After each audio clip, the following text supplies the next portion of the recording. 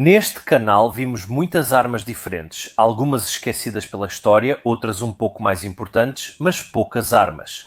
Elas marcaram a história das armas de fogo, a história dos conflitos humanos, a história da Segunda Guerra Mundial. Como o Emu Garand Olá a todos, eu, como sempre, sou Vlad para a história e sei das coisas.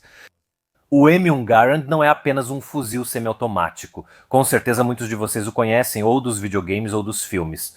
Ou porque na Itália fizeram o serviço militar com o Garand. Repito, o Garand é bem mais que um fuzil da Segunda Guerra Mundial. Este foi o primeiro fuzil semiautomático realmente prático e realmente produzido em massa. Os Estados Unidos foram o único exército totalmente equipado com armas autocarregáveis. Na verdade, o desenvolvimento desta arma vai durar quase 30 anos, também porque explorou campos completamente virgens da tecnologia de armamentos. Foi um enorme sucesso e provavelmente uma das melhores, se não a melhor arma individual da Segunda Guerra Mundial. Neste vídeo vou mostrar sua história, mecânica, uso, desenvolvimento, pontos fortes e defeitos. E entender por que este Garand, este M1 Garand, foi tão importante para a história da armaria. Vamos analisá-lo, desmontar, testar e, acima de tudo, sentir o fantástico. O que ele faz quando ejeta o carregador? Desenvolver um fuzil semiautomático é muito mais difícil do que parece. Frequentemente, entusiastas ou teóricos leem ou assistem vídeos e se apaixonam por esse universo. Mas até mesmo os proprietários de armas ou colecionadores tendem a se concentrar excessivamente em alguns aspectos, como o funcionamento da arma. Considerando certos detalhes que hoje parecem óbvios, como ovos de Colombo, graças à retrospectiva ao criar. E se por isso patentear um sistema para uma arma autocarregável é muito simples, fazer com que esse sistema seja suficientemente robusto e adequado para o serviço militar é muito difícil. Hoje vemos o M1 Garand apenas como um fuzil semiautomático, mas ele resulta de 34 anos de experimentos e testes. Não foi nem de longe o primeiro fuzil autocarregável, mas foi o primeiro realmente adotado em massa, porque demonstrou a eficiência, a robustez e a utilidade de um sistema desse tipo, para todo mundo. Só depois do Garand ficou realmente claro e prático que cada soldado podia e devia ser armado com uma arma semiautomática. No início dos anos 1900, os Estados Unidos eram terreno fértil para o desenvolvimento desses sistemas de armas. As razões eram múltiplas. A primeira, obviamente, é que os Estados Unidos tinham uma grande base industrial, com empresas privadas e arsenais estatais que podiam sustentar a experimentação e a produção de uma série de armas inovadoras. O mercado de armas próspero e a forte concorrência entre empresas favorecerão muitos inventores e invenções importantes. Lembramos, entre tantos nomes a esse respeito, por exemplo, John Moses Browning ou Kieran Maxim, o americano que inventou a metralhadora. A segunda razão militar é menos evidente. Os Estados Unidos, de fato, sempre foram extremamente sistemáticos mais do que qualquer outra nação no desenvolvimento e teste de toda uma série de equipamentos. E a razão é muito simples, ou melhor, são duas, o Oceano Atlântico e o Oceano Pacífico. De fato, a menos que houvesse improváveis confrontos com o Canadá ou com o México, o que até aconteceu, embora de forma limitada, os Estados Unidos sabiam muito bem que as guerras que iriam travar seriam guerras do outro lado do oceano. Cada peça de equipamento precisava ser embalada e enviada para o outro lado do mundo. E se estivesse com defeito ou tivesse outros problemas, substituí-lo não seria fácil. Sobre isso, os Estados Unidos sempre buscaram o melhor. Não porque tivessem o culto da qualidade mais do que outras nações ou outros exércitos, mas porque sabiam muito bem que, estrategicamente falando, precisavam investir nesse aspecto. Sobre isso, os Estados Unidos criaram o Departamento de Armamentos do Exército, que hoje é uma corporação e corpo de serviço do Exército dos Estados Unidos da América, responsável pelo desenvolvimento, produção, aquisição, manutenção e distribuição das armas, munições, veículos e de todo o equipamento de combate do Exército. O corpo foi fundado em 1775 durante a Guerra de Independência Americana e era justamente responsável por adquirir e fornecer armas e munições para o Exército. Ao longo dos anos, o corpo ampliou suas responsabilidades justamente no desenvolvimento, na pesquisa, enfim, em equipar com todo tipo de objeto necessário. As Forças Armadas dos Estados Unidos da América, O Departamento de Armamentos divulgava um relatório anual ao Alto Comando do Exército e ao Congresso americano. O relatório de 1902 traz algo muito interessante. Em 1902, concluíam-se os testes finais para adotar o segundo rifle de ferrolho com pólvora sem fumaça nos Estados Unidos da América. Falo do Springfield 1903, depois adaptado para o cartucho 3006 em 1906, antes mesmo da confirmação do novo rifle de ferrolho. É destacado neste relatório que a única melhoria drástica que se pode ter neste momento em um sistema de arma para infantaria é justamente a adoção de um sistema semiautomático. E que, mesmo tendo examinado propostas para armas curtas, referência ao que se tornaria a Colt 1911, ainda não havia recebido propostas no que diz respeito a armas longas. E que se abria oficialmente a propostas por parte de particulares e empresas. É muito interessante que isso justamente, repito, em 1902, um ano antes da adoção do Springfield. Então, antes mesmo dos Estados Unidos adotarem o seu segundo rifle de ferrolho com pólvora sem fumaça, eles já estavam pensando à frente. Para esse fim, nos Estados Unidos havia uma lei criada justamente pela Ordnance, que permitia a venda para civis de toda uma série de componentes militares. Estamos falando principalmente de canos e ferrolhos, que são as partes mecanicamente mais difíceis de fabricar. Visa possibilitar a esses inventores e empresas testarem diferentes sistemas e novas ideias, especialmente para pessoas e pequenas empresas que talvez não tivessem as máquinas para produzir essas peças. Essa abordagem acabou gerando muitas ideias diferentes, algumas totalmente malucas, completamente sem sentido. Mas mesmo que uma arma proposta tivesse méritos, bem, como dissemos, projetar a arma é a parte fácil. A produção, ou melhor, colocar em produção e desenvolver a técnica de produção é a parte realmente difícil. Um inventor teria que ter uma grande empresa pronta para patrocinar essa ideia, ou uma grande estatal americana como a Springfield Armory, que regularmente contratava esses inventores para trabalhar em ideias. Como, aliás, veremos, aconteceu com Garand. O requisito inicial para uma arma semiautomática do Exército dos Estados Unidos da América era tão simples quanto difícil. A arma deveria ser calibrada para o calibre 3006 e não pesar mais do que o Springfield 1903. Requisitos fáceis no papel, mas muito difíceis na prática. No início do século XX existiam vários projetos semiautomáticos no mundo, mas nenhum atendia a esses requisitos, principalmente quanto ao peso. Por exemplo, vemos o que as empresas faziam para o mercado civil. Pensemos no Remington modelo 8 de John Moses Browning, uma arma que, aliás, já vimos no canal, que foi uma das primeiras carabinas semiautomáticas de caça de sucesso. Uma arma absolutamente interessante, que terá desdobramentos muito interessantes, mas certamente não capaz de suportar o cartucho 3006, limitando-se de fato a usar o que hoje, retrospectivamente, chamaríamos de uma munição intermediária. A Winchester competia com modelos como o 1905 e 1907. Ela também tinha carabinas autocarregáveis, naqueles que são os calibres intermediários. São carabinas, porém, bastante estranhas, com um funcionamento por massa já levado ao extremo pelo cartucho intermediário. Impensável absolutamente aquela 30 de junho, o mercado mais militar também tinha bem pouco a oferecer. A única nação a ter adotado oficialmente uma arma autocarregável foi o México, em 1907. O fuzil Mondragon, inicialmente planejado para produção na Suíça, foi fabricado em poucas unidades, a maioria enviada à Alemanha na Primeira Guerra Mundial.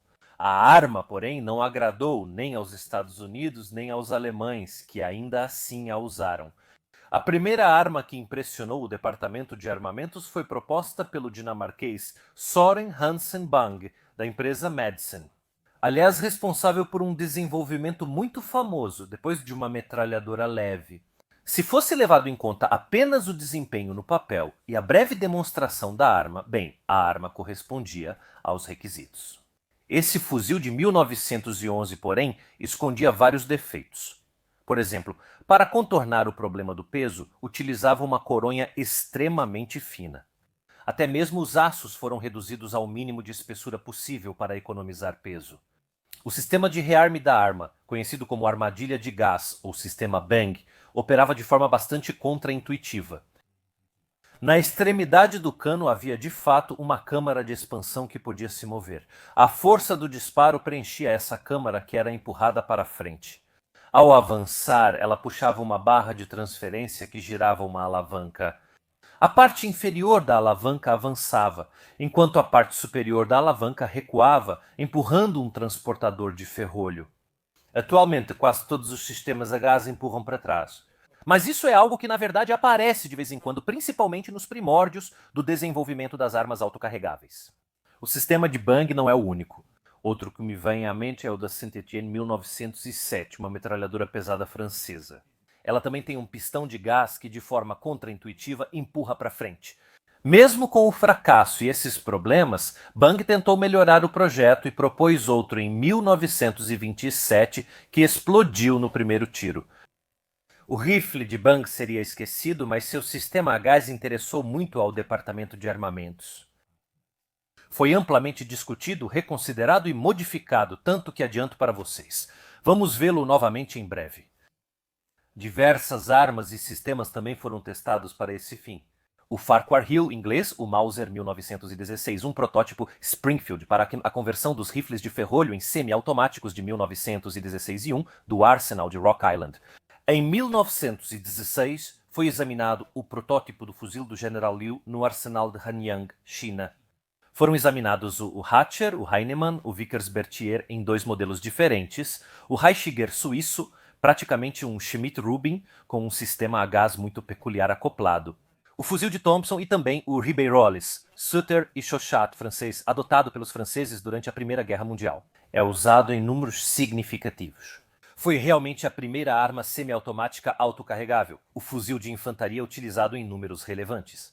Poderíamos realmente continuar essa lista e poderíamos buscar em livros antigos fotos raríssimas de protótipos bizarros, mas praticamente os Estados Unidos.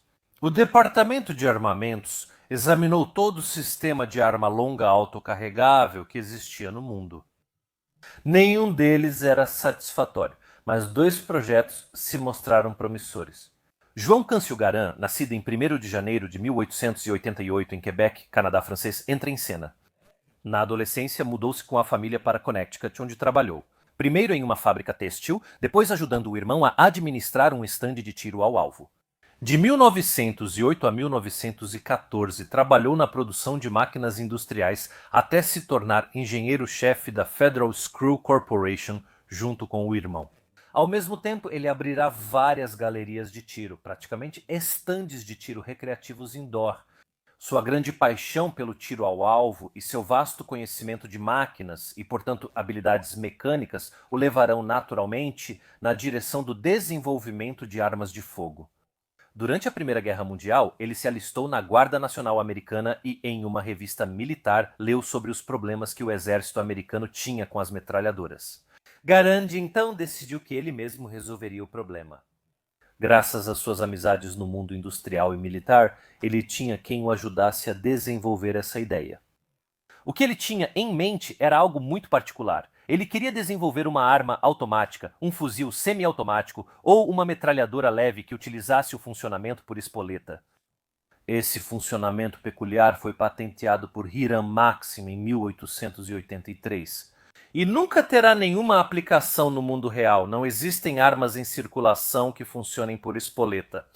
Apenas esses protótipos bizarros. Naquela época, porém, era um terreno virgem. Exigia munições especializadas, mas tinha a vantagem de ser extremamente compacto e leve. O princípio de funcionamento é muito simples. Havia um tipo especial de espoleta na munição que podia se mover para frente e para trás, no momento do disparo. Empurrava para trás o percussor, que por sua vez era o transportador do ferrolho da arma. O percussor tinha uma came e era muito pesado, podendo empurrar o ferrolho para trás. Para nós parece muito estranho, mas destaco a compacidade e a leveza. Lembro a vocês, o peso era o maior problema, o design era estranho, mas os desenhos técnicos eram extremamente bem feitos. E como Garand era especialista em produção e em maquinário, eles já previam, já antecipavam toda uma série de problemas produtivos e como resolvê-los. Por isso, Garand, em 1919, será contratado pela Springfield Armory para seguir no projeto. Após o protótipo de 1919 virar o segundo modelo, o T-20, em 23 de dezembro de 1919, o Departamento de Armamentos recebeu uma carta do Comitê de Infantaria e do Comitê de Cavalaria para preparar uma série de testes para armas semiautomáticas. Eles queriam ver um fuzil Bang melhorado e explorar outros sistemas semiautomáticos, como metralhadoras leves para a cavalaria. O Major James Hatcher desenvolveria então um novo sistema de armas semiautomáticas baseado no sistema Bang, que na verdade, além do nome e da vaga ideia do sistema de armadilha de gás, tinha pouco em comum com a arma original. Garand apresentou o primeiro protótipo de 1919 nesses testes, pois o T-20 ainda não estava pronto. E também outras empresas como a Colt, a Thompson ou projetos estrangeiros como o Vickers-Berthier participaram desses testes. Essas últimas armas foram descartadas, mas recomendou-se continuar o desenvolvimento das armas de Hatcher, o Bang modificado e o fuzil de Garand. Sim, mas também testaram outras armas como a Remington Modelo 8 em calibre 25, detalhe importante para depois. Nesse momento, obviamente, nenhuma dessas armas era adequada para o serviço. Mas esses testes tiveram o importante mérito de convencer a todos que desenvolver uma arma autocarregável que pesasse menos de 10 libras era absolutamente viável e possível. Em 11 de fevereiro de 1921, por meio de uma circular, os requisitos foram especificados um pouco melhor. A arma deveria ser leve, compacta e alimentada por carregador de 5 a 10 kg, preferencialmente 10. Ela deveria ter um hold open e uma trava manual. Deveria ser tão precisa quanto o Springfield 1903 e deveria pesar 9 libras e meia. Posteriormente, essas exigências foram ainda mais reduzidas para 8 libras e meia. Havia muitos outros requisitos menores, que agora não é o caso de listar, e uma série de 10 testes diferentes aos quais as armas seriam submetidas, desde a desmontagem até a precisão, passando pela confiabilidade com cartuchos de baixa e alta pressão. Teste de resistência com 5.000 disparos e outro de sujeira e areia. Garand infelizmente não conseguiu participar desses testes a tempo. Sua nova arma, o próximo passo iterativo dele, só estaria pronta no final de 1921. Nenhuma arma desses testes foi satisfatória, mas recomendava-se seguir com o desenvolvimento. A arma de Garand em 1921 era bem diferente do primeiro fuzil. Ainda utilizava o estranho sistema de ignição, mas para simplificar ainda mais, em vez de usar um ferrolho rotativo, passou-se a usar um ferrolho oscilante. Em março de 1922 ele foi testado e decidiu-se fabricar 24 protótipos para mais testes. Então, a essa altura, parece que o Garand estava no caminho certo para ser adotado. Mas havia uma voz muito importante fora do coro, uma voz que logo se faria ouvir. Destacamos que a Remington lançou o modelo 8 no calibre 25.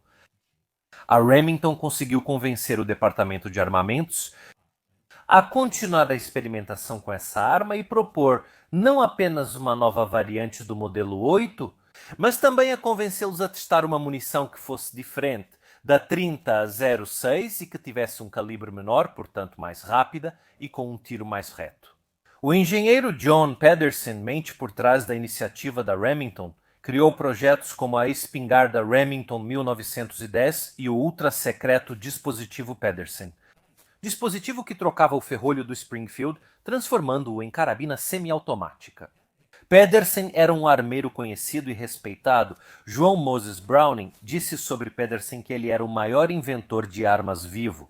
Quando João Moses Browning faz um elogio desses, significa que você é realmente um grande inventor. Ele e a Remington defenderam com convicção que a nova arma militar semiautomática deveria ter calibre de 7 mm, 276 polegadas. O cartucho teria uma bala menor, mais leve e um disparo mais tenso, além de um estojo com formato diferente, para facilitar a alimentação e a extração nas armas semiautomáticas. Mais curta que a 30 de junho, tornando o carregador e toda a ação mais compactos. Utilizava a pólvora da 30 de junho e era projetada de forma a causar menos atrito.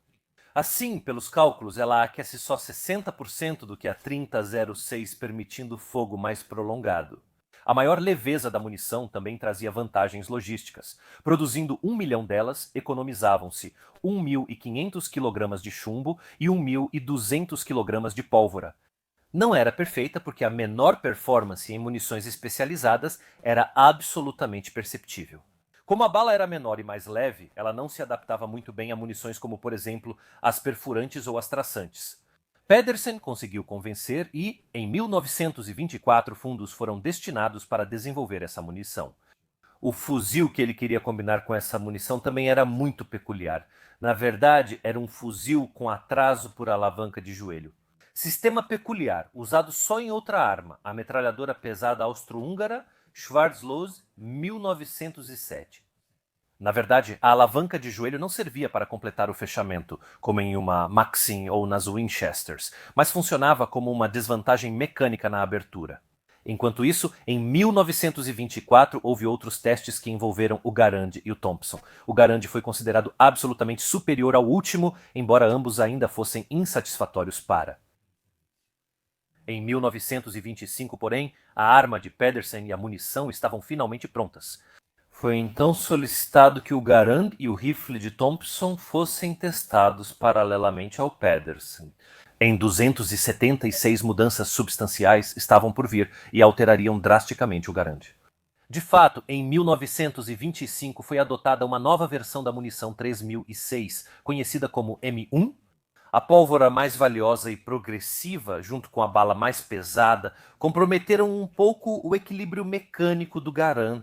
E o funcionamento por espoleta do Garand simplesmente funcionava muito mal. Veja como uma pequena mudança, como trocar o tipo de pólvora ou o peso da bala, pode matar ou dar vida a um sistema de arma. Garand pediu para modificar sua arma para os novos testes, resultando em uma mudança radical no design. Ele abandonará completamente a operação por espoleta para adaptar o sistema. Bang e Hatcher não terão suas armas continuadas. Mas Garand, como conhecia esse design porque fazia testes com ele, porque fazia testes comparativos, simplesmente passou a utilizá-lo. Já foi dos Estados Unidos da América, as patentes existiam, então não era grande problema. Ele colocou um pistão de gás sob a boca do cano e encapsulou tudo. Era tudo mais simples do que o Bang, porque quando o projétil saía da boca do cano, o gás preenchia essa cápsula na qual havia um pistão que era empurrado para trás. Para o ferrolho, voltaremos ao primeiro Garand de 1919, então a um ferrolho rotativo com 2 ressaltos de travamento acionado por uma haste de acionamento. Uma haste de armar com uma came diagonal que lembrava muito o Ribeiroles, Suter e Chauchat francês, de 1917, já amplamente testado anteriormente pelo Hornets. A arma ainda era calibre 30.06, mas em 1927 sugeriram a Garand, da Springfield Armory, que a produzisse. Em calibre 276 Pedersen para novos testes. No entanto, a disputa sobre a melhor munição era intensa e envolvia todos os ramos das Forças Armadas, inclusive marinha e fuzileiros navais. Em 1º de outubro de 1928, foi lançado um novo concurso. Para 1º de julho de 1929, era necessário apresentar uma arma semiautomática em calibre 276. Pedersen, Garand e a Springfield Armory passaram meses intensos adaptando o projeto para esse novo calibre. 6 armas serão testadas em julho de 1928. O Browning, aliás, escrito como eu pronuncio em italiano, não é o Browning de John Moses Browning. Um projeto holandês cujas dimensões da câmara estavam erradas e falhou no primeiro dia do teste, criado pelo meu irmão de John Moses Browning. Um design bastante complicado, mas que terá uma continuação muito interessante na carabina Winchester M1, o Z29 tchecoslovaco, um design bastante interessante europeu, o rifle de Thompson, o rifle de Pedersen, o rifle de Garand. Excepcionalmente, foi aceito um projeto alemão da Rheinmetall, apresentado com atraso por Karl Heinemann, também vagamente baseado no sistema dinamarquês Bang. Essa arma é muito interessante porque, mesmo tendo falhado nos testes, servirá de base para outra arma muito interessante e famosa, ou seja, o Gewehr 41 da Segunda Guerra Mundial da Walther. Ao final dos testes rigorosíssimos, apenas 2 projetos sairão intactos, o Pedersen e, obviamente, o Garand. A vitória final, porém, pertenceu ao Garand.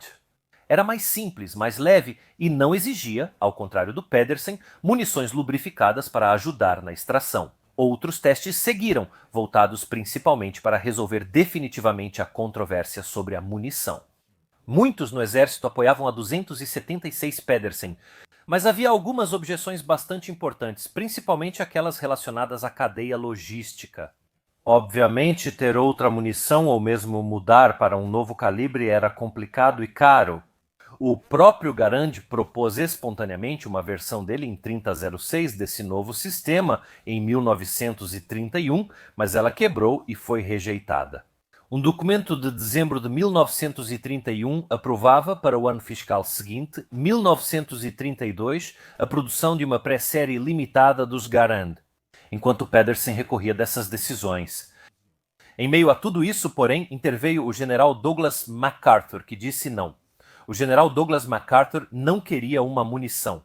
Além disso, uma ordem de 25 de fevereiro determinou a cessação imediata dos programas no calibre 276 e a adoção do calibre 3006 para o GARAND e para o PEDERSN. Se o Pedersen, em 1931, foi considerado ligeiramente inferior ao Garand, com essa mudança definitiva de calibre, tudo desmoronou. O Garand era... A Springfield, de fato, desde o início havia trabalhado no calibre 3006. Claro, eles passaram por um período com o 276 Pedersen, voltaram ao 3006 para um experimento em 1931, como vimos. Pedersen não. Pedersen nunca tinha feito a arma em 3006. E para adaptar esse sistema teria levado muito tempo, tempo que simplesmente os americanos para esse recurso não tinham. O Garand era superior. Em 3 de agosto de 1933, o Garand foi denominado M1 e entrou em pré-produção. Seguiram testes com as tropas em 1934 e 1935, até 9 de janeiro de 1936, quando foi oficialmente adotado. Como já foi dito no início, a parte difícil era a produção, e Garand e a Springfield, uma vez aprovado o projeto, concentraram-se profundamente nesse aspecto. Por exemplo, das primeiras 1.100 operações nas máquinas necessárias para produzir todos os componentes da arma, esse número foi reduzido para quase a metade. Porém, alguns problemas ocorreram devido a defeitos no projeto. Essas coisas são bastante normais, e praticamente todo projeto de arma sempre tem algum problema no início da produção. Até o famoso Kalashnikov enfrentou muitos problemas por 10 anos. O primeiro dos graves problemas do Garand era algo muito específico, o chamado travamento do 7º disparo. O carregador do Garand comporta 8 tiros alimentados alternadamente pela direita ou esquerda. E não importa se a primeira munição está à direita ou à esquerda, ela podia ser carregada de qualquer uma das duas maneiras. E os carregadores fornecidos, digamos, ao exército, eram mistos, não importava qual era a primeira munição carregada em cima. Bem, descobriu-se que se a primeira munição estivesse à direita e, consequentemente, todas as ímpares. Então, até o 7º disparo dentro do carregador, a arma, justamente no 7º disparo, falhava em alimentá-lo. Curiosamente, isso não ocorria se a 7ª, a primeira ou outra munição ímpar estivesse à esquerda. Isso não tinha sido percebido de forma alguma durante os exercícios.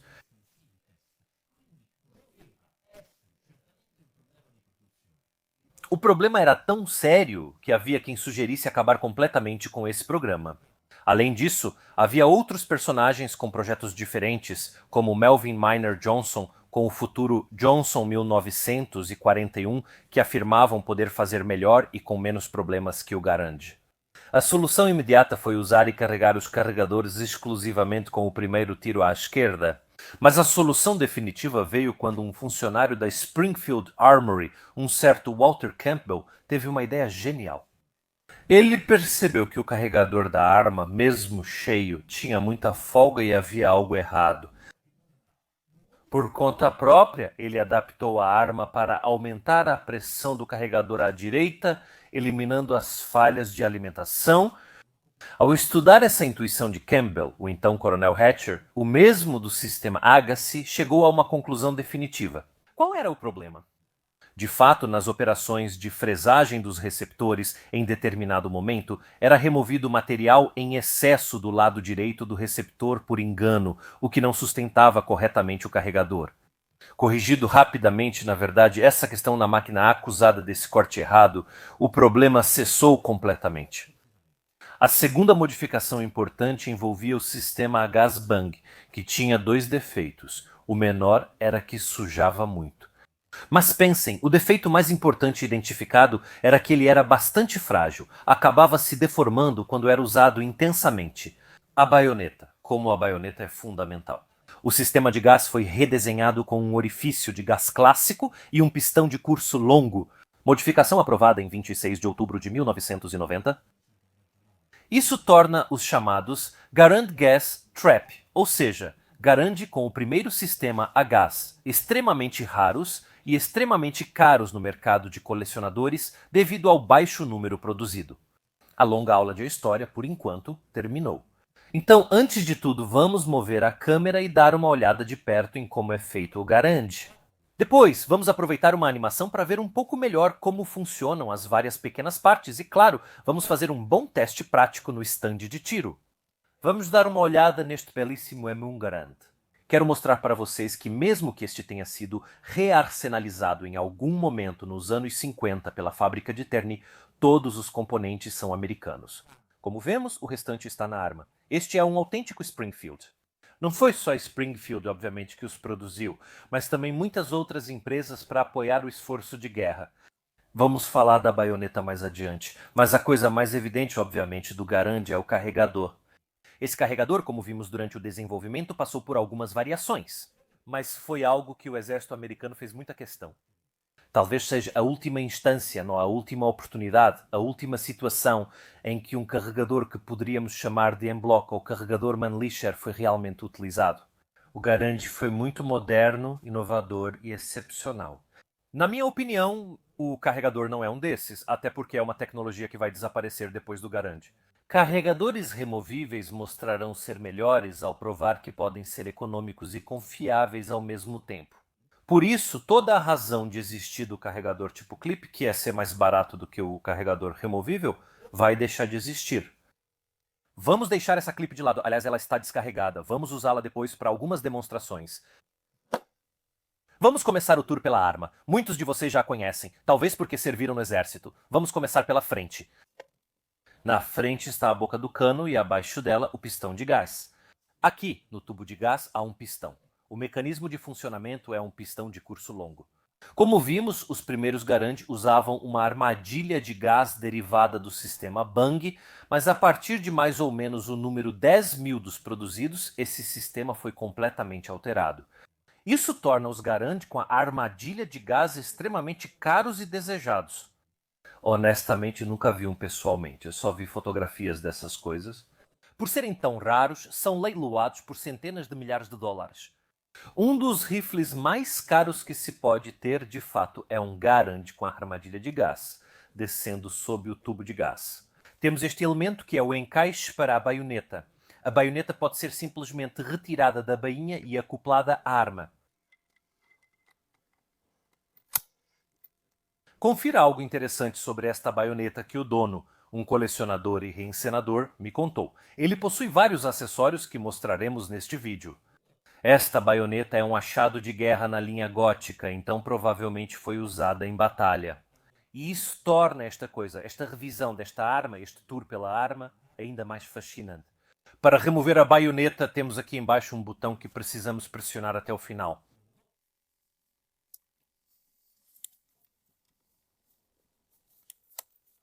Desculpem por eu ter removido fora da câmera, mas é difícil de tirar. Outra coisa que vai ficar bastante evidente durante o teste de tiro, obviamente essa arma esquenta em certo momento, durante o teste de tiro. Vou querer remover a baioneta, mas a arma estava tão quente que vocês vão ver várias sequências de tiro com a baioneta encaixada. Nem sempre foi uma escolha de estilo, mas em certo momento acabou sendo uma escolha. A arma está muito quente, deixamos a baioneta porque é preciso segurar aqui. Também me queimei, infelizmente. As armas aquecem muito. Obrigado. Voltando atrás, vemos a primeira parte do guarda-mão que cobre todo o cano. Isso é essencial para segurar a arma em diferentes situações. Reforço que esquenta muito. Cobrir o cano facilita a manipulação. Talvez não ajude tanto no resfriamento, mas é útil apenas para isso. Aqui embaixo há um espaço permitindo um pouco de circulação de ar. A peça parece mal encaixada, mas possui tolerâncias amplas. Foram feitas assim justamente para permitir que o ar passe de forma adequada. Indo mais para trás, encontramos um primeiro ponto de fixação para o cinto. Vale ressaltar que este aqui na frente não é um ponto de fixação para o cinto, mas é um gancho para montar o feixe de armas. Já ouviu falar sobre isso? Com esse gancho, é possível prender 3 fuzis juntos e colocá-los na vertical. Assim, por exemplo, ao invés de apoiá-los no chão, onde pode ter sujeira ou lama, eles ficam bem na vertical. Assim ficam isolados da sujeira potencial que pode estar por aí. Voltando ainda mais para trás, encontramos os primeiros comandos da arma. Antes de tudo, aqui embaixo encontramos a trava de segurança. A trava de segurança é este elemento.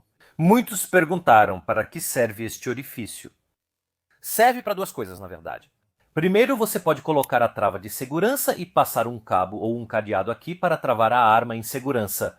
Por exemplo, quando está em um suporte de armas. Mas o verdadeiro motivo pelo qual existe esse furo é simplesmente por uma questão de produção.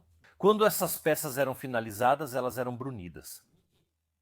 O mecanismo de disparo era preso por esse furo para que pudesse ficar pendurado e ser corretamente tratado pelos agentes químicos. Na verdade, era uma necessidade de produção ausente nos primeiros guardas. Obviamente, as necessidades de guerra vão simplificar bastante a produção. Como vimos, de 1.100 operações de máquina, passa-se para quase a metade no que diz respeito à produção. O outro comando que encontramos de forma bastante evidente é este botão aqui. Este botão é o botão de retenção do carregador e serve para remover o carregador quando não precisamos dele, quando queremos descarregar a arma. Enfim, de certo modo é análogo ao destravamento do carregador. Não temos um carregador removível. Temos, repito, a clip. Mas esse botão, na prática, no que diz respeito à manipulação da arma, cumpre exatamente a mesma função. Em breve carregaremos este carregador inerte para demonstrar algumas coisas. Voltando atrás, vemos o gatilho e a alça de mira, uma dióptra fantástica. Eu adoro profundamente os dispositivos de mira do Garand. Eu não sei o que os americanos fazem com as armas deles, mas os americanos, se tem uma coisa que eles acertam o tempo todo em quase todas as armas deles na história, são os dispositivos de mira. Fantástico. Talvez a cultura da fronteira, a cultura do tiro de precisão, pensado como deve ser, a cultura do tiro prático, poderíamos dizer, ao invés do tiro ao alvo, fazem com que esses aparelhos de mira sejam extremamente práticos, mas também muito precisos. Observe bem este aparelho de mira. Ele é ajustável tanto em altura quanto em deriva, mas de uma segunda versão. Um dos defeitos do Garand inicial era justamente a relativa fragilidade dos seus mecanismos. Os sistemas de mira foram então modificados perto do final da guerra, e estes aqui são os mais recentes. Mesmo quando foram racionalizados, como este aqui na Itália, mesmo sendo de produção americana, esses mecanismos de mira eram de uma nova versão. Voltando para a coronha, aqui vemos a coronha da fábrica Armi di Terni, de 69. Repito, uma coronha diferente aqui, racionalizada, mas com todos os componentes americanos. Do lado direito da arma, ao nos movermos, vemos um pouco melhor o seu funcionamento, ou seja, damos uma olhada um pouco melhor no seu ferrolho, que é ligeiramente mais visível do lado direito. Como podem ver, quando está em bateria não fica perfeitamente horizontal, mas inclinado cerca de 10 a 15 graus à direita. Notamos a janela do ferrolho. A haste de operação, a alavanca de armar, que obviamente é empurrada pelo pistão de gás, que se move dessa forma, operando a arma, provocando primeiro a rotação do ferrolho e depois o respectivo ciclo. O que essa haste ou alavanca de operação lembra para vocês? Uma arma francesa, a Ribeyrolles, Suter e Chauchat, 1917 foi na prática a primeira OP, deixando o Mondragon de lado. Verdadeira arma semiautomática adotada em números substanciais por um exército, a Ribeyrolles, Suter e Chauchat era uma das armas em competição justamente nos testes americanos para se tornar a nova arma semiautomática. Após o redesenho do Garand para sistema a gás, especialmente o usado na Organização das Nações Unidas para a Educação, a ciência e a cultura, vários elementos lembram a Ribeyrolles, Suter e Chauchat 1917. É claro, é evidente que Garand, mas principalmente a equipe da Springfield Armory se inspirou como solução técnica naquela arma que eles tinham e conheciam muito bem. Para completar o equipamento da arma, obviamente essa bandoleira é muito útil, aliás, parece uma bandoleira bem complicada. Mas essa bandoleira foi feita para um tiro bastante preciso. De fato, você pode passar o braço por essa abertura para puxar tudo bem justo ao corpo. uma técnica de tiro de precisão, principalmente em pé, mas também deitado, que muitos atiradores de carabina, além de outros, não conhecem muito bem. Se você observar o tiro olímpico, por exemplo, a 50 metros do solo, os atiradores sempre usam a bandoleira porque ela ajuda muito na rigidez da arma. Os americanos não eram bobos. Garand era alguém que vinha do tiro esportivo recreativo e sabia muito bem dessa técnica. Até os próprios americanos, com suas competições da National Rifle Association, a National Rifle Association,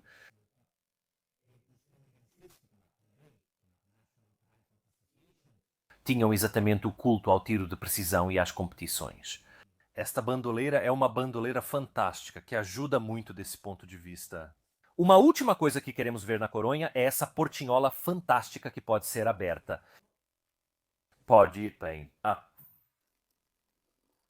Para remover toda uma série de acessórios necessários para a limpeza, aqui realmente temos tudo o que é preciso para a limpeza e para uma desmontagem completa. Um kit extremamente útil desse ponto de vista. Antes de desmontar mais a arma, quero mostrar algumas coisas sobre o carregamento. Vamos ver isso um pouco melhor durante o teste de tiro, mas existem muitos mitos sobre o carregador. Especialmente o chamado dedão do Garand.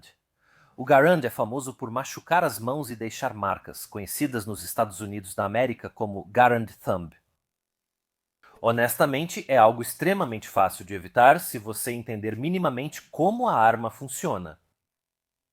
E pela minha experiência pessoal, quase todos esses vamos chamar de incidentes, pequenos acidentes, porque na verdade não é nada perigoso. Particularmente se eu machuquei o polegar, talvez uma unha quebrada, isso geralmente acontece porque essa arma é manipulada descarregada. Por que carregar um pente? Quer dizer, duvido que alguém se machuque carregando um pente, é muito difícil fazer isso. Pelo menos eu, pessoalmente, nunca vi. Agora, quando a arma está descarregada e eu puxo para trás o ferrolho vai ficar aberto. Isso porque o mecanismo, como veremos mais adiante ao examinar melhor o funcionamento da arma, está perfeitamente conectado ao eixo de operação. É todo um mecanismo único. A mola do elevador, na verdade, é a mesma mola de recuperação. Isso é algo deliberadamente modificado, pensado para tornar o carregamento o mais fácil possível. No momento não há disparos. Não é o elevador que bloqueia o ferrolho, mas sim um elemento aqui na frente que veremos desmontando, conectado a este sistema que se levanta suficientemente alto para travar o ferrolho para trás.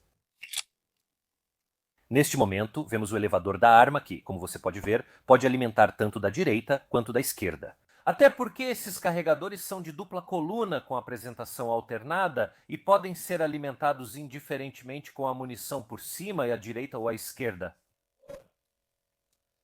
Como todo esse mecanismo do elevador está ligado ao eixo de armar, é importante ter uma coisa em mente. Enquanto fizermos pressão sobre as munições no carregador, o ferrolho não será liberado. No momento em que chegarmos ao final do carregamento e o carregador engatar no sistema, liberando a pressão no próprio carregador, nesse momento o ferrolho vai se fechar. Às vezes ele se fecha sozinho, outras precisa de um empurrão, pois geralmente para em cima do carregador onde está a munição.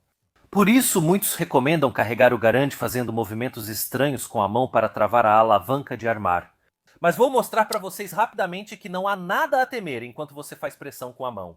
Então eu coloco o carregador, faço pressão, estão vendo, e nesse momento a arma engata. No momento em que eu solto a pressão, o ferrolho se fecha. Às vezes é preciso bater levemente, pois pode travar pelo primeiro cartucho. Vamos repetir isso. Pronto, vamos lá. Removemos, esse momento é um pouco constrangedor, removemos o carregador, como vocês podem ver, pressionando esse botão aqui deste lado, podemos remover o carregador. Então vocês que ficam com medo, dizem que o Garand morde o carregador com força, no fundo, olha, dessa vez não fechou, precisa dar uma batidinha. O Garand nunca vai morder sua mão se você o tratar com confiança e segurança. Empurre o clipe para baixo, ele só tentará fechar quando você soltar a pressão. Basta tirar o polegar rapidamente, nem precisa de truques muito estranhos para evitar isso. Então, por favor, confiança. Vamos de novo. Remover. Aqui está o clipe. Repetimos com a munição inerte. Não vejo necessidade de uma terceira demonstração de que a arma não morde. Se você colocar o clipe, repito, não precisa fazer movimentos estranhos com a mão, como alguns recomendam. Pegue o clipe, coloque com confiança e solte com decisão. E o Garand vai te adorar, nunca vai te morder. Ele é dócil, na verdade, é bom. Muito obrigado. Aqui está. Não aconteceu, só desmontou. Aqui, exatamente, exatamente. Só quando as pessoas começam a bater as mãos dentro do Garand. Quando falta munição, é nesses momentos que liberam os carregadores. E alguém, talvez com o polegar, pode se machucar, mas se usarem munição inerte, realmente nada acontecerá com vocês. Basta entender como essa arma funciona e todos os segredos ficarão claros para desmontá-la. Vamos dar uma olhada melhor em como ela funciona. Assim eu também mostro para vocês por que o clipe solta o porta-ferrolho em um momento e não em outro. Para desmontar a arma, após verificar que está descarregada, é melhor fazer isso com o cão armado. Será muito mais simples, porque vamos avançar o ponto do gatilho para frente. Um movimento que, na verdade, por si só armará o cão, caso ele esteja desarmado. Para não lutar contra a mola do cão em si, é melhor já deixar o cão armado. Então vamos ver um pouco assim. Nós o levantamos. E assim podemos remover todo o mecanismo de disparo. Notamos o cão e a mola que alimenta o cão está na verdade contida neste pequeno cilindro. Notamos também a trava da arma, que fisicamente serve simplesmente para bloquear o movimento do cão, desconectando assim o sistema e tornando-o perfeitamente seguro. De fato, dessa forma eu não posso puxar o gatilho, como vocês podem ver. Por outro lado, mover-os para frente é possível. Notamos também o que pode ser a base ou a parte inferior do carregador, ou seja, o que o fecha por baixo. Mas, na verdade, todas as partes do carregador estão dentro da ação da arma. Podemos, neste momento, seguir em frente. Vamos separar a madeira da arma, como vocês podem ver, corretamente moldada e oca por dentro. E podemos dar uma olhada na ação da arma propriamente dita. Agora, na verdade, neste momento acontecem várias mágicas diferentes.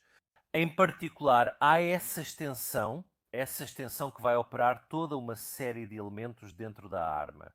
Mas também tem a mola que, por sua vez, interage com o porta-ferrolho. De fato, vejamos como ela se move e como é comprimida.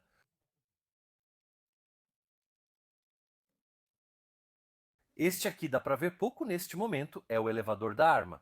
Com esse gancho, na verdade, quando as munições acabarem, ele vai empurrar para cima e vai agarrar o porta-ferrolho. Agora, neste momento não há munições. Então, este elemento, no momento em que comprimimos a mola, ou seja, empurrando o porta-ferrolho para trás, vai agarrar o próprio porta-ferrolho. Olhem. Aqui ele se levanta. E aqui ele pegou o porta-ferrolho. No momento em que eu vou inserir as munições, na verdade eu o abaixo, eu o destravo. Vamos ver exatamente o que acontece então. Observe aqui, eu insiro as munições.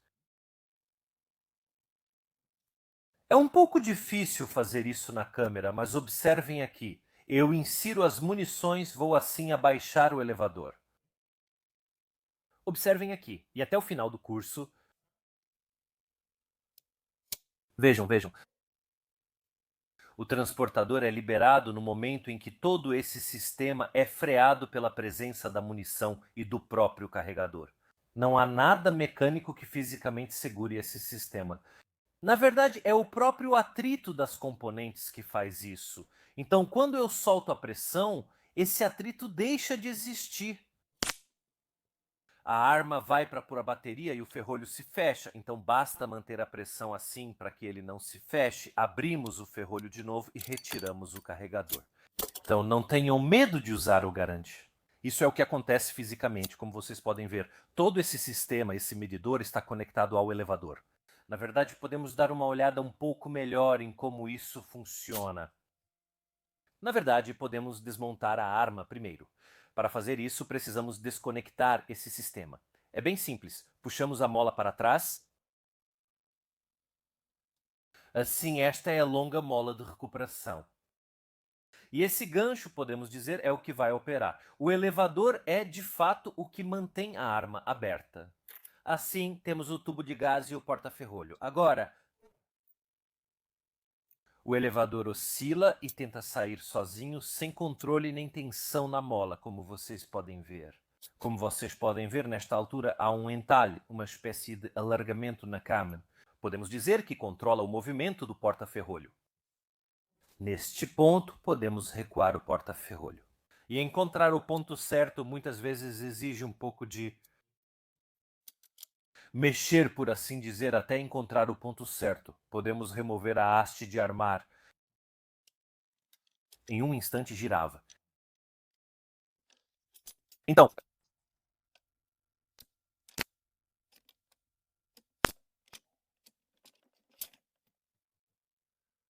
assim, temos o longuíssimo. Eu produzi. Chamam de americanos, mas é um ferrolho ligado por uma haste longa ao pistão de gás. Agora, senhores, isto aqui, de longe, deveria lembrar vocês de outra arma muito famosa. Ou melhor, todo esse sistema de cabeça para baixo deveria lembrar vocês de outra arma, o Kalashnikov. Kalashnikov. Nos anos 90, dizem que ele se inspirou muito no M1 Garand para criar o Kalashnikov. O porta-ferrolho do Kalashnikov é um pouco maior nesta área, mas em muitos aspectos é quase idêntico a este pistão de gás. Chepia bastante. O funcionamento é análogo. Não tanto nas formas iguais se vê esse funcionamento, mas sim nas funções análogas dos vários componentes. Podemos, neste momento, ao movê-lo para a frente, simplesmente remover o obturador da arma. Desmontamos e lidamos com um obturador com dois ressaltos de travamento. Através deste elemento, esta protuberância, que interage justamente com a cam, no porta-obturador para provocar sua rotação, onde vimos dois ressaltos de travamento que interagem de uma maneira muito semelhante com o porta. Obturador no Kalashnikov exatamente, de resto é um obturador bastante leve, aqui na verdade ligeiramente fora do eixo, vemos o percussor da arma para remover o restante dos componentes. Podemos nos ajudar com a ferramenta que vimos convenientemente ser colocada dentro da coronha, podemos empurrar para fora este pino, que sai na verdade com bastante facilidade. Dessa maneira, temos o elevador e o carregador. Eles saem devagar. Este guia das munições, esta haste de transferência do próprio elevador. É o que é chamado tecnicamente de bolt catch, que segura o ferrolho, justamente no momento em que acabam as munições. Vamos dar uma olhada um pouco melhor, graças ao World of Guns, em como é feito e funciona o M1 Garand. Vamos começar pela frente, onde está presente o sistema a gás. Quando a arma dispara, um orifício feito aqui, que também vemos no cano, permite a passagem do gás que simplesmente empurrará o pistão para trás. Pistão, que é uma peça única com a haste de operação e obviamente vai mover o ferrolho. O extrator da arma, ou seja, esta parte, segura firmemente o colarinho da munição. Durante essas operações, podemos ver um pouco melhor como funciona. Segura a munição até que ela esteja livre do cano, o que pode ser visto um pouco melhor. Do outro lado, a munição não é mais segurada de nenhuma forma, exceto pelo extrator. O pino do ejetor, com sua própria mola que faz pressão constante, força o cartucho a sair. A nova munição, que ao ser alimentada, será engatada pelo extrator. O cão. Nesta carcaça, essa cobertura tem sua mola, podemos remover essa parte para vê-la um pouco melhor. O deletador, essa peça grande, é formada por duas partes que se movem juntas. Preso a essa peça, há esse segundo gancho, que é o desconector do sistema de disparo. No momento em que vamos atirar, esse gancho vai para frente, liberando o cão. Quando a arma vai ciclar, o gatilho está sendo pressionado. Esse gancho secundário, empurrado pela mesma mola do cão, faz com que ele seja agarrado, desconectando assim a ação. Até que eu solte o gatilho. Neste momento, o que faz com que o cão volte a se conectar ao próprio gatilho, permitindo assim apenas o disparo semiautomático. Aliás, esse tipo de sistema, com dois elementos que prendem o cão e o mantêm retido, está presente em várias armas de fogo diferentes, incluindo, de forma bastante evidente, o próprio Kalashnikov. A trava de segurança é esse grande gancho com essa estranha protuberância. No momento em que a colocamos, ela vai prender fisicamente o cão e empurrá-lo um pouco para baixo.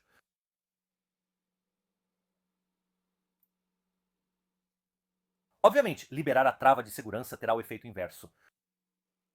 Um elemento interessante é esta mola. É a mola que faz a presilha saltar, ajudando a criar aquele típico ping. Mas também é a mola que, ao voltar, faz dupla função com a mola que mantém a trava de segurança no lugar. Muito interessante, um uso muito inteligente de duas peças diferentes. Vamos analisar as fases do carregamento da arma e o que ocorre ao carregá-la e descarregá-la.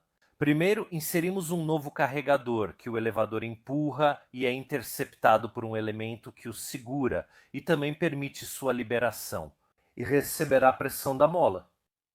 No final do curso, preste atenção. No World of Guns, isso é mostrado de forma ruim, porque na verdade esse elemento se move um pouco mais tarde. Isso é um pouco um problema de sincronização correta dos elementos, na minha opinião. Mas libera. Bravo Puff, que poderá continuar avançando carregando a munição. Agora vamos disparar todos os tiros virtualmente e vocês verão como a mola de recuperação empurra o elevador para cima. Vejam como o elevador sobe após cada tiro.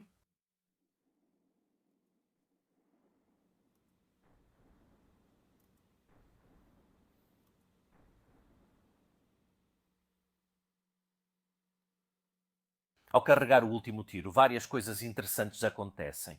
O elevador está alto o bastante para que, ao abrir o obturador, várias coisas aconteçam. Com o último tiro, o Oprod, que deve interceptar o porta-obturador, já está alto o suficiente. Com a última parte do movimento do elevador, ele vai interceptar e engatar a haste de armar. Neste momento, ao mesmo tempo, outra coisa vai acontecer.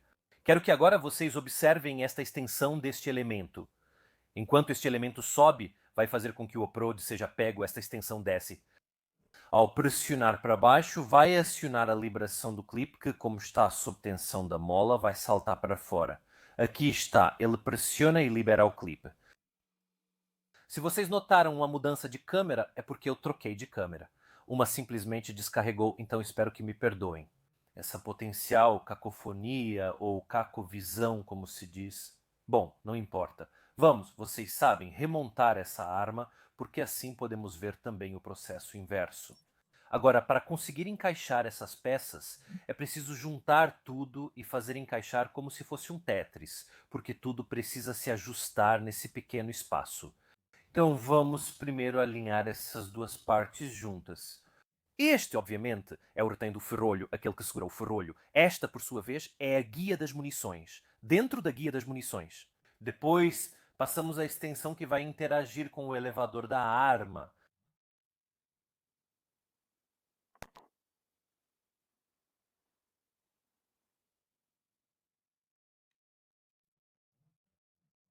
Colocamos a extensão dentro da guia.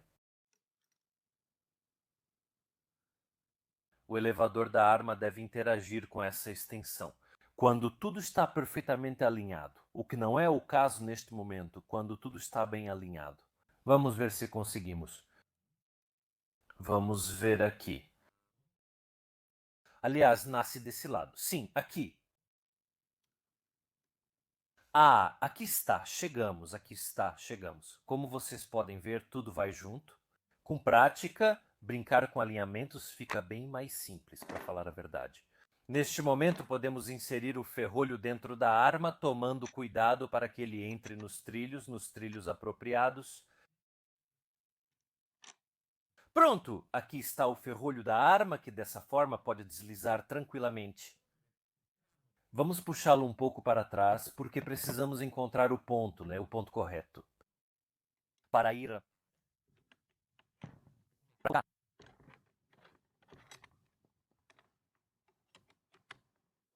o para frente. O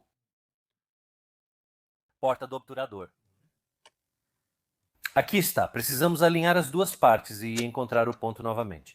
Aqui está, onde as duas partes vão interagir juntas. Neste momento, podemos mover tudo para frente, para ter menos tensão na mola. Vamos inserir a mola de retorno e com esse gancho prender a alavanca que controla as elevações. E todo esse mecanismo em cada movimento. Agora, o que realmente nos resta a fazer é montar a arma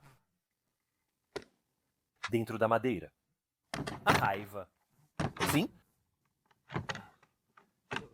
Aqui. E então podemos colocar o mecanismo de disparo. Aqui estamos, inserimos nosso mecanismo de disparo.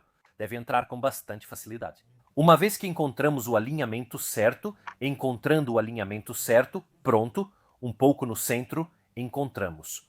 Podemos recolocar o jumper. Uma última coisa que poderíamos fazer, na verdade, pela frente, é ter acesso ao sistema de gás. Para ter acesso ao sistema de gás, por exemplo, para a limpeza, podemos inserir esta chave. Repito, tudo o que há na coronha é um parafuso. Essa ferramenta não é particularmente confortável, mas com certeza ajuda a fazer a alavanca para desmontar tudo. Se tivermos uma chave de fenda, é mais ergonômico, mas ela não cabe na coronha da arma.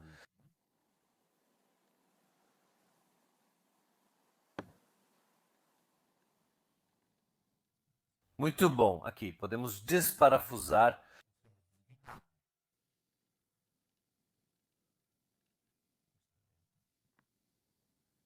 Podemos, dessa maneira, remover este bloco único. Na verdade, é o tubo de gás com o furo para a passagem do gás. Na verdade, podemos vê-lo aqui, quase no final do cano, o furo. O que revela um pouco o fato de que esta era uma arma de armadilha de gás. E assim podemos ver o próprio cano. Aqui está o orifício por onde o gás passa. E, como vocês podem ver, quando o gás sai e se expande neste tubo, ele empurra o pistão de gás para trás, o que fará a arma ciclar. Obviamente, para remontar tudo, é simplesmente uma questão de fazer a operação inversa. Então, basta colocar o tubo de gás com seu pistão, passar ele aqui para frente e parafusar este elemento aqui completamente. É um acessório útil para fixar o lançador de granadas ou, por exemplo, o adaptador para reencenadores e munições de festim. Oh. Instalamos o plug aqui, este plug de gás. Nós o parafusamos. Não tem problema apertar com a ferramenta que nos foi dada. Que vem junto, vamos ver desse jeito.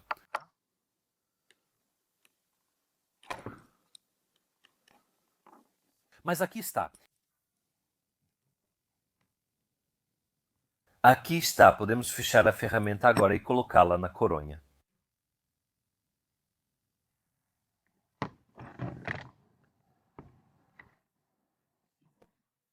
Então, isso vai tudo assim, tudo reto aqui. Podemos então colocar este recipiente com a escovinha para limpeza. E aqui temos graxa, que também vai dentro da coronha da arma. Fechamos a porta. A arma está pronta para uso. Não é particularmente simples, mas também não é muito complicado. Considere que esta é uma arma dos anos 30. Encontre outra dessa época tão eficiente com sistema autocarregável. Spoiler, vocês não vão conseguir.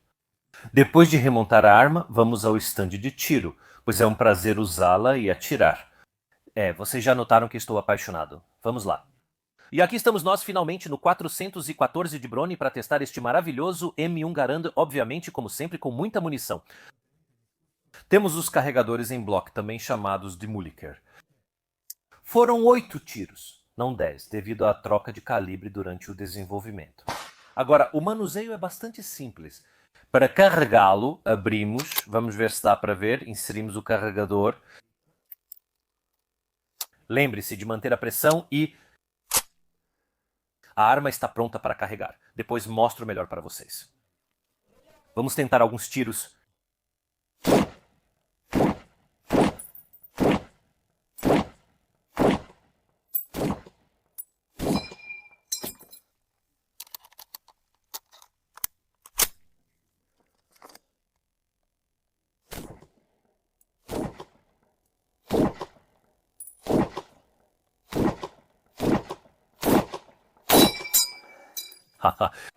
Então,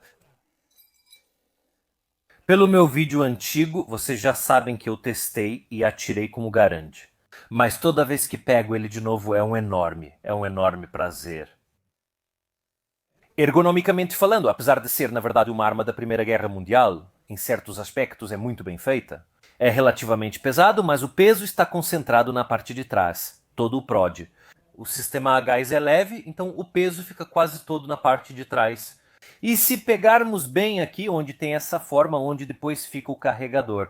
Na verdade, o peso da arma é descarregado perfeitamente, este é exatamente o centro de gravidade, então ela se adapta perfeitamente ao formato da mão. A empunhadura da pistola ajuda muito a segurar a arma e, em geral, é uma arma ergonomicamente muito bem feita. E isso não é algo para subestimar. Demoraram 30 anos para realmente adotar essa arma.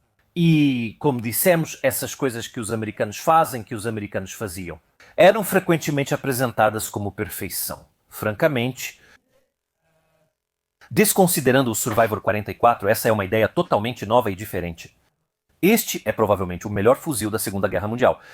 Não é à toa que ele teve uma vida tão longa em vários exércitos como o italiano. Algumas pessoas, como discutido, têm receio dos carregadores por não entenderem como funcionam. O truque mais importante com o Garand é pressionar a munição para evitar o fechamento do ferrolho. Porque quando você tira a pressão, o ferrolho se fecha. Honestamente, todos os casos de Garand Thumb que vi ou ouvi ocorreram com a arma descarregada ao manipulá-la ou colocar munições. É bastante difícil se machucar, então coloque o carregador, faça pressão, é isso. Fazemos pressão. Isso não é um problema. É fácil evitar a dor na mão.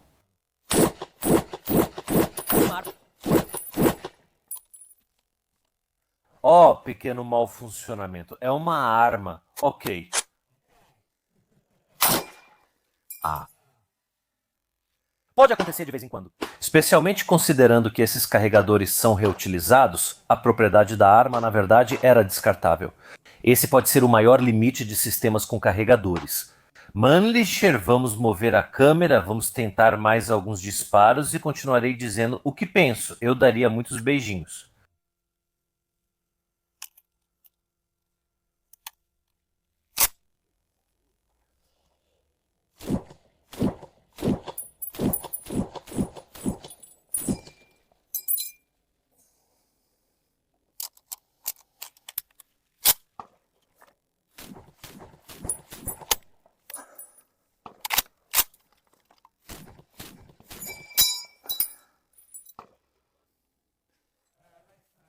A baioneta pode parecer um acessório supérfluo em uma arma semiautomática, e realmente é.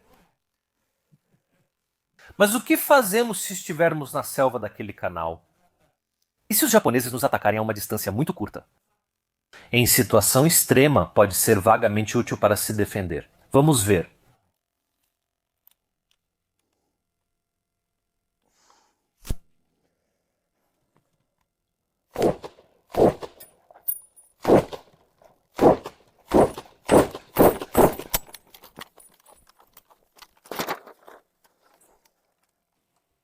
Tem alguns. Não.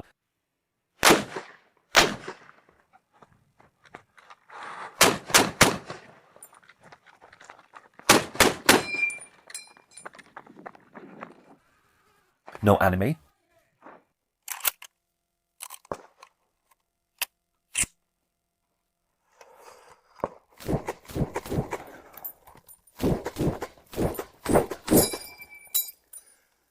O poder de fogo que uma arma semiautomática oferece é imenso.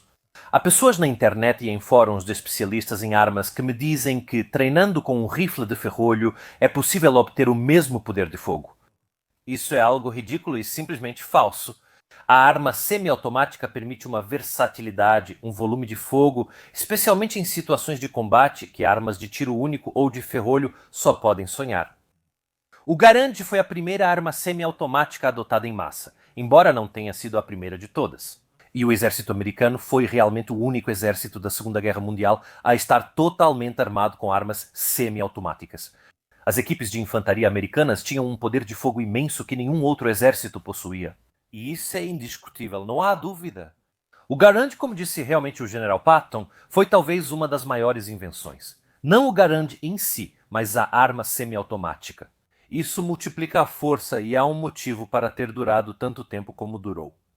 Obrigado a todos por assistirem a este vídeo. Como sempre, lembrem-se de que esses vídeos são feitos por vocês. Hoje, aqui veio alguém que é dono desta arma, justamente para que eu pudesse filmá-la. Então, se vocês têm armas legais, inscrevam-se, combinamos direitinho e filmamos.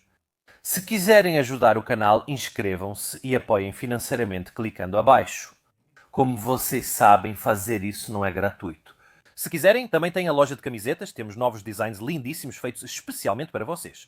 Se não puderem, peço que compartilhem e comentem. Vou curtir este vídeo. Sendo uma corporação californiana, não gosta nem um pouco de armas de fogo. YouTube. Então arrebenta esse like e vamos mostrar o que a gente gosta.